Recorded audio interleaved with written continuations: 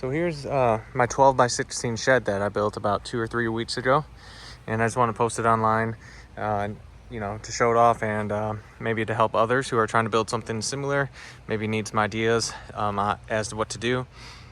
And I built this with me and 3 or 4 friends.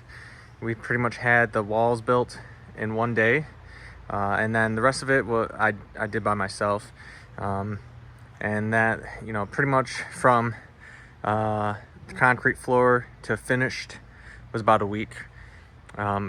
Besides having friends help build the walls and lift those things into place, I paid a company to put the OSB and the shingles on the roof, just because I didn't want to deal with trying to do that by myself. And then I paid a company to do the concrete. But other than that, pretty much one-man job. And I think it went pretty well, especially for the first time ever, sort of framing a building.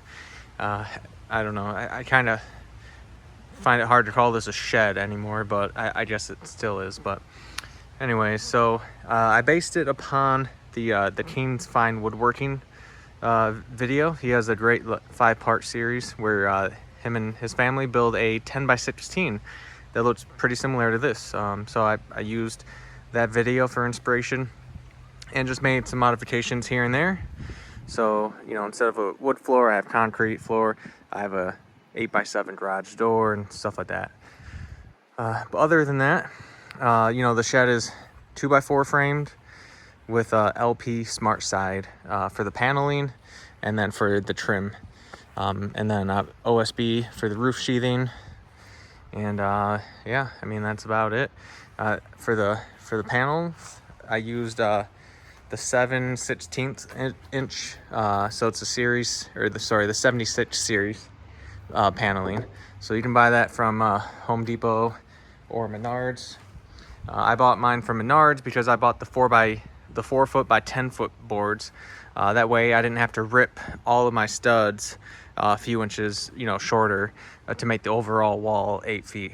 I kind of want to just keep all the studs at 8 feet and have the highest ceiling space that I could.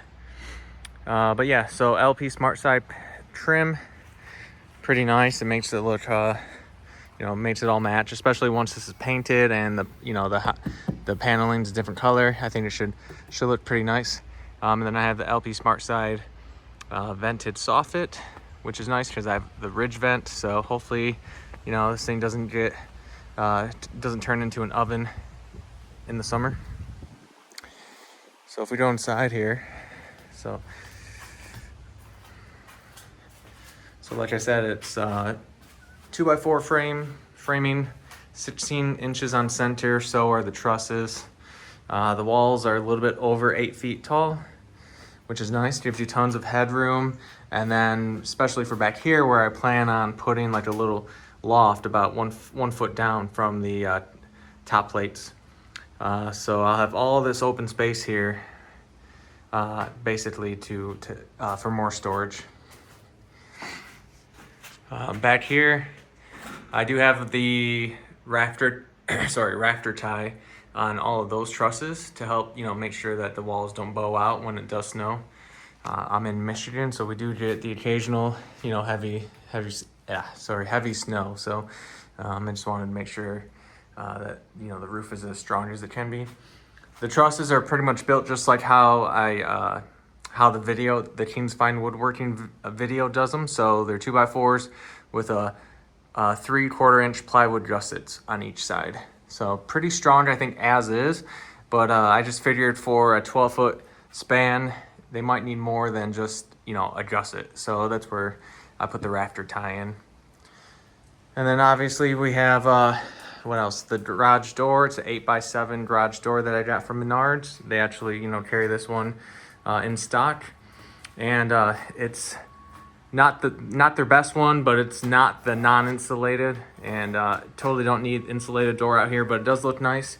And it comes with the torsion spring and the tube as part of the kit. You don't have to buy it separate, and I really wanted that because I have the jack shaft opener, so that once again kind of frees up. I don't have an opener just sitting right here, kind of in the way. And that thing's really nice, and it's quiet. I like it. we have an entry door just in case the garage door ever, you know, breaks or something like that. And then obviously we have power out here, and then and networking. So for power, I have a 100 amp disconnect out here, but it's being fed by a 90 amp breaker in my sub panel in my basement. So 90 amps of service out here, 220 overkill for here. But you know, back when I originally trenched this and the fiber 2 years ago. Was it 2 years? Yeah, 21. No, sorry, 22. I did it in 22 in anticipation of building the shed. So at that time, it was really hard to find cable and wire. So I just went with the 2 gauge aluminum wire. It was cheaper than buying thinner gauge copper wire. So why do copper and have less, you know, capacity out here? Just go with aluminum. It worked really well. So I went with 2224 mobile home feeder. So it's 2 gauge for the hots, 2 gauge for the neutral, 4 gauge ground wire, and it's all just like a bundle of wire. There's no PVC sheathing or anything. That's why it's in the conduit. It's rated for direct bury, but I have a conduit all the way back, basically underneath here, and it goes all the way up to the house right there. So that's about 100 feet or so. And then it goes another, I don't know, maybe 60, 70 feet across the basement into the panel.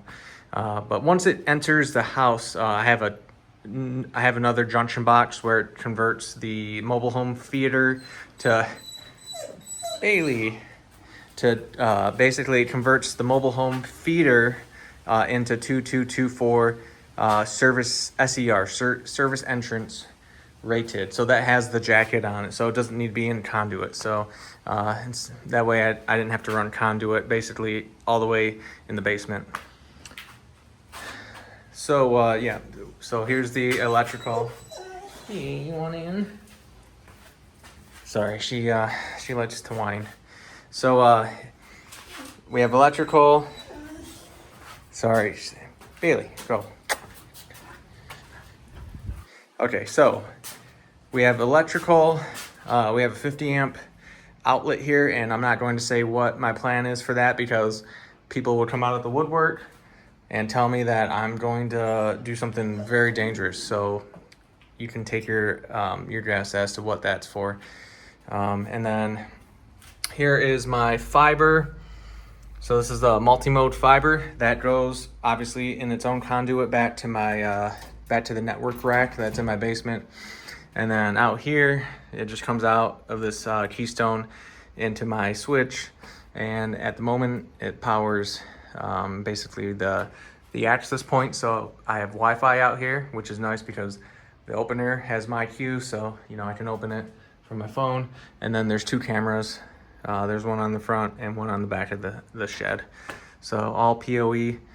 And once again, kind of overkill for, you know, a shed, but you know, I had the trench open, so you might as well do it once and do it right. So we have internet out here, and it also makes sense too because my switches over here are all smart switches. So you know, I can have the outside lights turn on and off with dusk to dawn settings, and in case I forget to turn them off or turn off like inside lights, I can have them turn on, I can turn them off by my phone, stuff like that. So yeah, I think that's about it. So yeah, hopefully, you know, this video maybe gave you guys some ideas as to, you know, how you can build your shed. You know, it's super simple. Just getting the walls up and into place, you know, was really the biggest part, I think, of this job, because 16 feet of wall with 7/16 inch sheathing is super heavy. And then having to get them basically, you know, 3 inches above the ground to clear the anchors that I put in the concrete.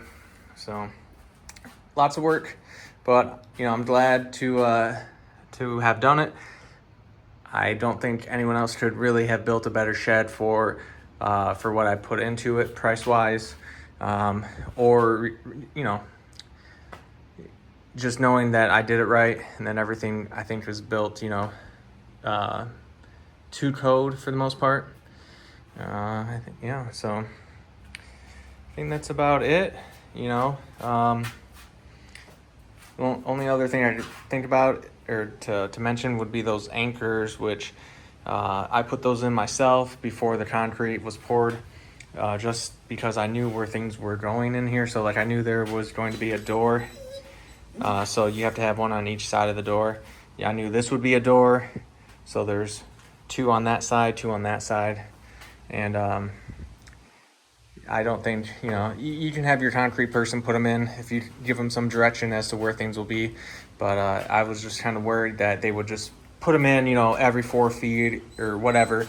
And then there'd be one smack dab like where a stud is, or one where my door should be, or especially the front, the garage door here. So, but yeah. All right, well, that's it. I hope you like it. And if you have any questions, send me a message and I will for sure respond, try to help you out, maybe, you know, point you to some of the stuff that I bought if you're trying to find any of this stuff and can't find it online. So cool. Thank you.